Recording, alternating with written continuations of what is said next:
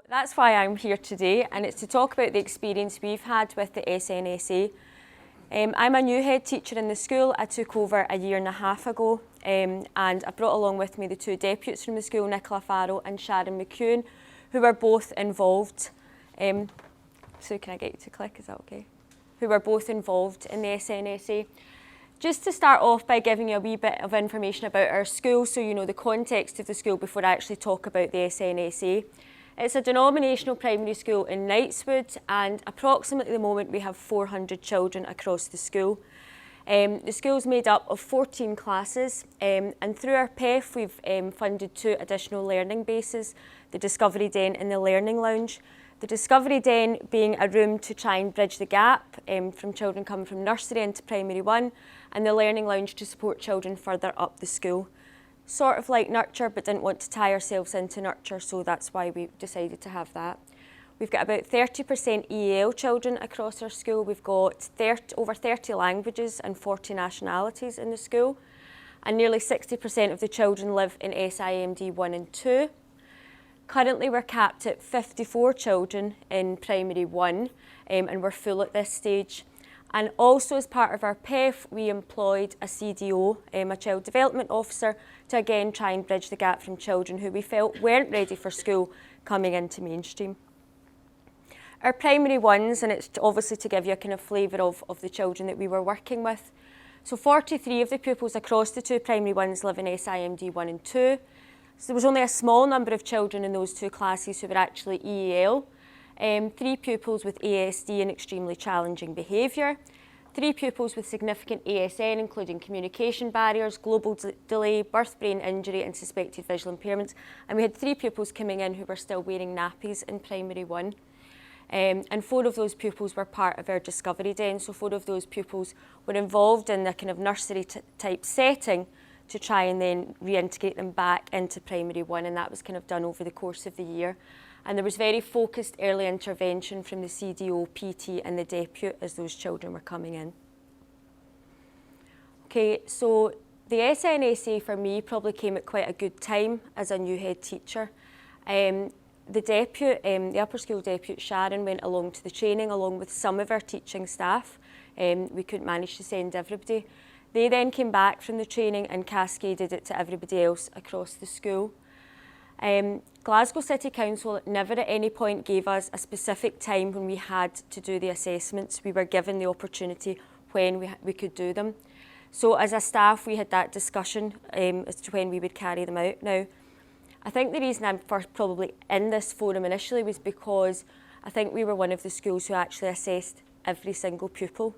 And the only reason for that, you're probably thinking stupidity, the only reason for that was because I was a new head teacher and I wanted to get quite a good, I wanted to look and see where the children were at that present time. We had a lot of information, but we were still dipping in and out of what assessments we were using.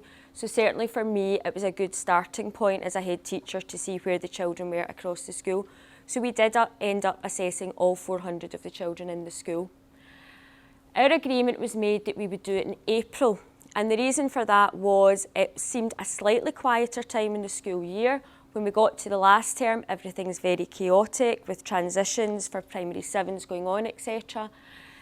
School shows, all the different things that are going on in the school. So April for us was the best time to do it. And primary 1 in particular, the management team, which was the infant deputy and the PT, they would be responsible for taking over the assessments of the primary 1 children.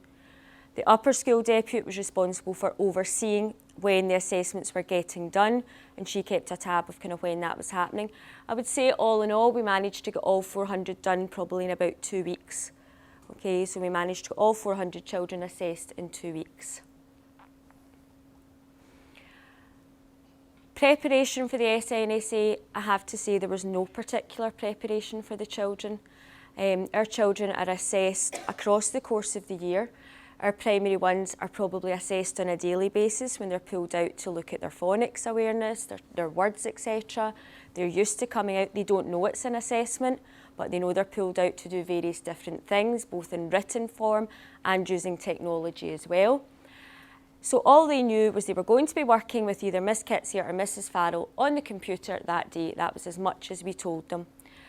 Our management team worked with the children in their class, so it was a familiar environment. We weren't taking them out into a separate room, so they were very much in an environment where the rest of the class was working away as they normally would be, and they were familiar with the staff that were working with them. The children across the school were aware that they were carrying out something on a computer. They were told it was an assessment in the upper school, as they would be told if they were doing any sort of assessment. And as I said earlier, as a new management team, we decided just to go for the whole school and assess everyone. I suppose for me, the children prefer using technology in our school, certainly. And actually quite a lot of our children probably preferred this assessment to a lot of other assessments. In our school, we have a diary over the year of the assessments we will carry out. So we use the single word spelling test, we use NGRT, we're looking at bringing mock testing in. There's various assessments that take place across the course of the year. A lot of children find any sort of assessment a stressful situation. If they're not told it's an assessment, then they weren't going to find it stressful, so we didn't. We made it clear to them if they went on and they couldn't do any more, that's where they were to stop. So certainly there was not anybody across our school who was distressed, and I think if any of them had been distressed, we would have stopped it immediately. Or anybody that we thought might have been distressed, even putting them on the computer to start it, we wouldn't have done it. And the reason for that being, we had enough other information to track where those children were on their learning. Every single child attempted the assessment, okay? So nobody was left out. So the children in the Discovery Den, very little communication, as I said, some children in nappies, they went onto the computer, they were sitting with a support for learning worker, and they got to click as and when, and they stopped if we didn't want to go any further. And we very much took the lead from the children. So if we looked and thought, why are they doing this, or what, we wouldn't have put them through it. And as I say, children with significant ASN were supported by the support for learning worker that they work with on a daily basis as well, because that would make it easier for them and I suppose more comfortable for them.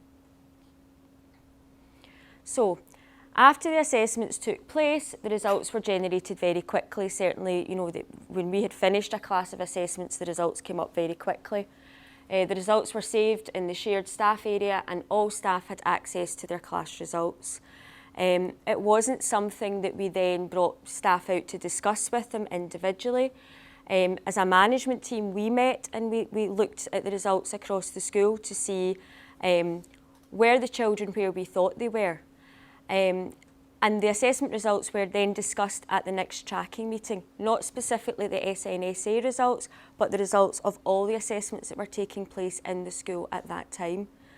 And I think probably that's why we didn't find administering them a kind of big deal in our school, because we literally just used them as another tool. We used them as something else along with all the other things that we use already. So we sat down and we looked at them. Yes, there was children who we thought they've done better than we thought they would. There was children who'd done a lot worse than we thought they would. What it made clear for us as well, in particular classes, was maybe there were large gaps in areas that haven't been covered. So the results come out and they're very specific with every single area. So in particular for primary 7, we noticed there was an area of reading where there had been a lot missed there. And for us as a management team, that was fantastic, because we could then look, we still had the last term to go back and look at picking those things up as well. Okay, so I suppose for us, what advantages were there for us? It certainly verified the information that we already had on the children. We weren't going into this and using the SNSA not already knowing where any of our children were. We already knew if they were on track, if they were not on track. This verified for us a lot of the children and where they were within their learning. It was simply another way of us gathering evidence to confirm where they were on their learning journey. And it gave staff confidence. I had staff very reluctant before we started doing these assessments, didn't agree with the assessments either. One in particular who wasn't keen on carrying them out at all, and certainly after it, it gave staff confidence, because obviously professional judgment is huge in our school, and I completely trust the teachers in my class and where they are taking the learning forward. But it gave them the confidence, because these conversations are hard to have with staff and people are still not knowing, well, am I confident saying they're on track with their learning? This gave them a bit more confidence, because again, it gave them something else to show, actually, this is somebody else that's brought this assessment in and you are right with where you're saying these children are. As I said earlier, it was useful for us in identifying depths where maybe there was areas where there was not a depth of knowledge, or that children weren't able to apply it in different contexts as well, so it gave us that information. What we found particularly useful was the analysis of the children's learning as well, which provided steps and feedback for us, and also targets for the children moving forward. And overall the feedback was consistent with the teacher's judgment as well. There were a few children who did better or less well than expected, and again we had further reflection on that, and we looked more closely at maybe why that was the case. So for us this year moving forward, we will be obviously assessing again.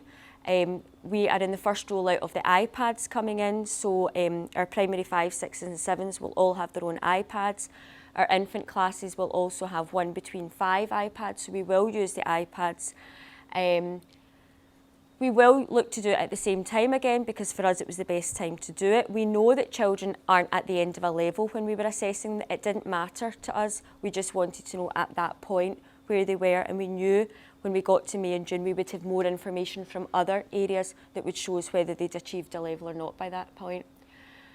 And I suppose they'll be continued to use in the same way that we wanted them, which was low stakes, they were diagnostic, and just another way of tracking the children in their learning journey.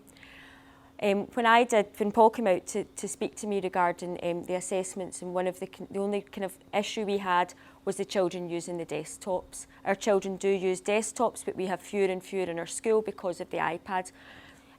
So the manipulation of the mouse was quite difficult. My own child's in primary 1, he would probably have the same difficulty, but could quite easily go through an iPad. So I think the children will find it easier to do it this year, and they will be so used to having the iPads as well.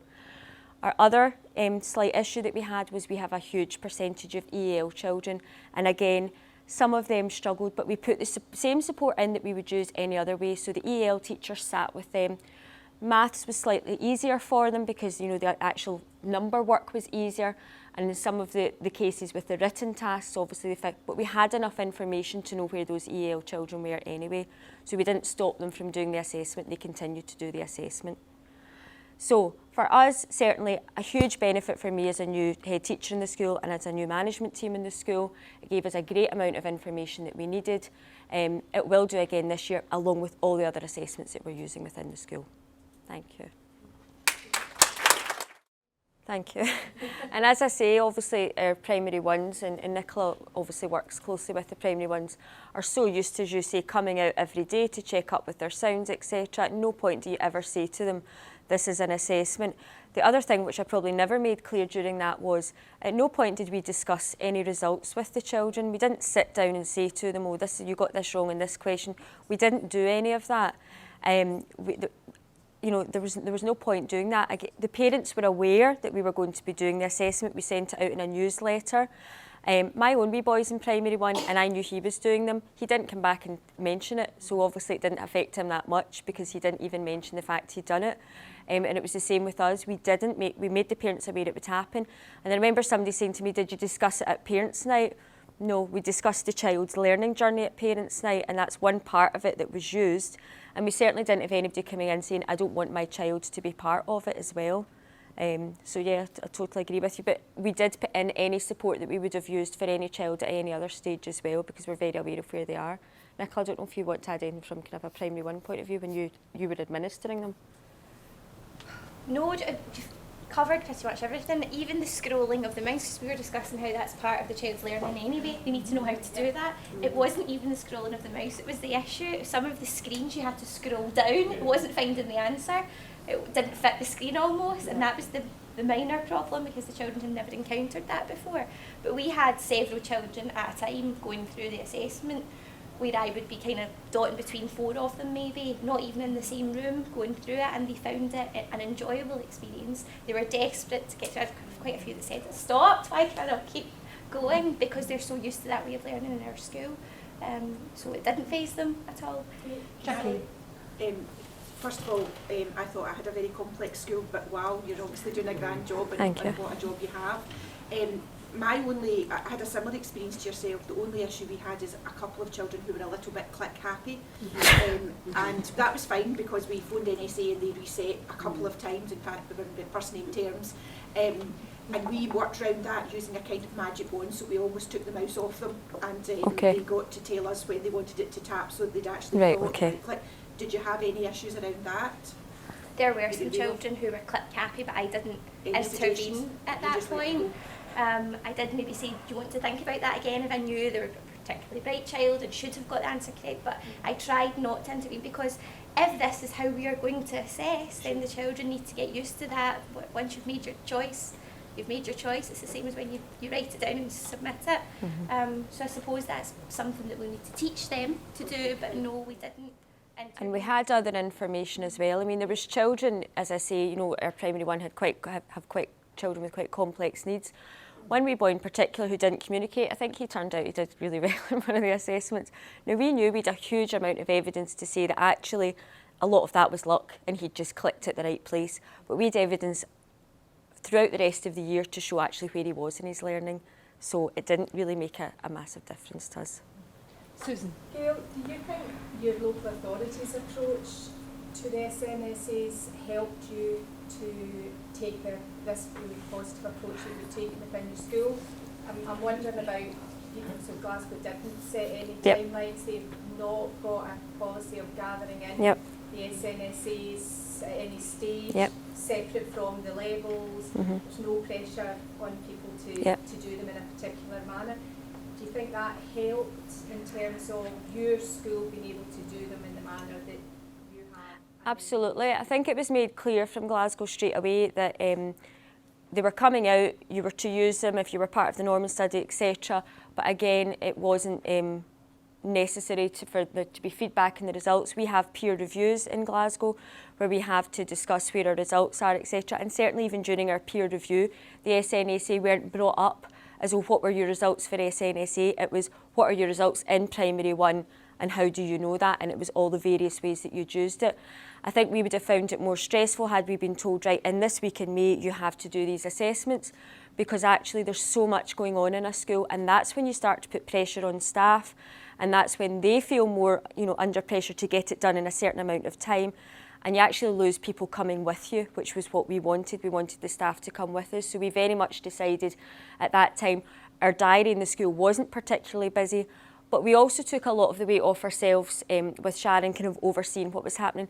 In primary 4 and 7, there's 2 desktops in each class. The class continued as they normally would, and children would register, they went up to do the assessment while the rest of the class was going on. They had headphones to use, and then they continued with the rest of their learning. So it wasn't interrupting the learning of the rest of the children either. I think if we'd been told, right, you have to do it within those 2 weeks, that's when you feel the pressure starting to come to you. But as I say, it was a tool to use with everything else, and I think that's the thing I need to make really clear. It is one of many things that we use as well, along with the very rigorous discussions that we have with our staff who know those children very well. So how are we going to, class teachers going to use the information from the SNSA diagnostically within their classrooms? So all of the information, as soon as it came through, Sharon very kindly put it onto our shared area where everyone has access to all of the assessments, which meant that teachers straight away could use it and it could start to inform the rest of their teaching. Then it was great for me, new deputy head, to go in, and it gave us a discussion point, something to a shared understanding. I'd looked at the results separately. They had then been using them to inform their teaching in class. Did we agree on it? Does it coincide with our PIRA and our NGRT? It was a great tool for discussion, and our staff use it regularly. They're always accessing it whenever they're going to complete their tracking. It gives them a good point. Which was why we put the information on the shared area. So as soon as the information came through, Sharon, do you want to? So when the information came through, it was quite a lot of paperwork, so I kind of filtered it out and included it in each class's assessment and tracking grid, so that it was really only a small bit of information for the teacher to look at, where they're on track, where they're not on track. We then looked across the whole class, and as we said, there was significant gaps, especially in primary 4 and 7, of areas that hadn't maybe been covered enough, or the children kind of flagged up for all our children even are more able. So then we met with the class teachers and we looked at how that would be included in their planning. This year each teacher started with that information again as well, because we were able to do the whole school. So our primary 6s went into primary 7 with their NSA results already on the assessment grid for the teachers to look at. I also found it really beneficial for our middle children, or children who are quite often not on track, and especially some of our boys who do not partake in lessons because they don't write as soon as you give them a pencil. In particular, we 2 boys who came out really high in the SNSA, and it was really good for me to have that discussion with their class teacher of what can we do to engage them in class. Are they able to do this when they're put in front of a computer? So with the digital, we're already looking at the resources we can use, the iPads in particular, with our boys who are reluctant learners as well. I think it's really important that we do or continue to do our assessments at that time of year as well, especially with primary 1, you're at the end of a level. If we use it at the end of the year, we're not going to gain much information that we can use to help our teaching. So strategically it's quite good to do it at that time of year, and then we can build on it. Jonathan? Can I just ask, obviously you were doing it as a whole school approach. How did you do that if assessments for 1, 4 and 7? There was a Norman study that was put out, and it was you could assess all your children from 1 to 7.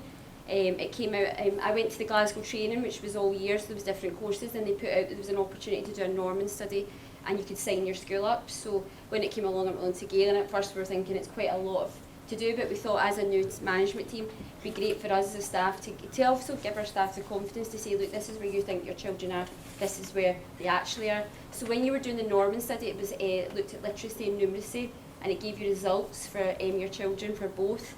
Very similar to what they'd be sitting in primary 4 and 7 and even primary 1. But the great thing about it is they've already had the practice before they get to these key stages in 4 and 7. And it also gave our staff who are maybe not in the primary 1, 4 and 7 an opportunity to look at the SNSA as well. We were being asked here, did we use the practice assessments at all? Yes, we did prior to assessing all of the children. They all didn't complete the practice assessments because it was running into that time, but it gave the staff a flavour of what we needed and how best to support the children. But yes, we did use them for some of the children. What's the value added?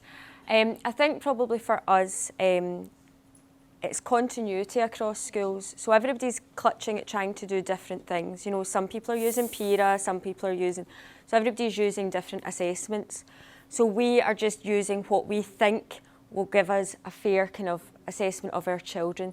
So the SNSA for us, it was new to us as well. So it was something we thought, do you know what? It shows us more specifically where the children are. Yes, we can have all the assessments we've currently got, but it shows us much more specifically. It was broken down so much. I mean, the actual, as you were saying, the actual information we got from it was very rigorous. We wouldn't have that probably in our own assessments. We can have our sound assessments, our reading assessments, but actually there was much more information that was coming from this, and it gave an overall pupil profile at the end of it as well. And for primary 1, for me, that's perfect. As I say, you know, our primary 1 is quite unique. There's quite a lot of additional support needs, etc. There's children we know aren't an early level, but this gave us, along with the kind of information we'd had from the nurseries, it gave us a very good account of each of the children. Thank you.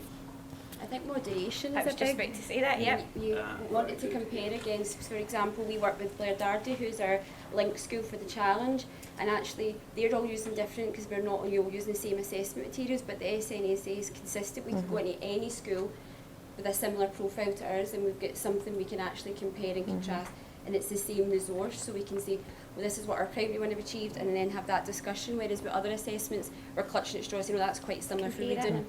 And I think at the moment, you know, we sit in our peer reviews and we give a percentage of children that we see are on track for early level or first level or second level. And another school will sit and have the same information, but I think something like this is much more rigorous and it will give very specific figures, whereas we're all trying to kind of pull together as much information as we can, and we're all in very different contexts. Our school is very different from Knightswood or from St Ninian's 2 minutes down the road, but it is given a very fair view, I think, of where children are. Brilliant. Thank you very much. Thank you.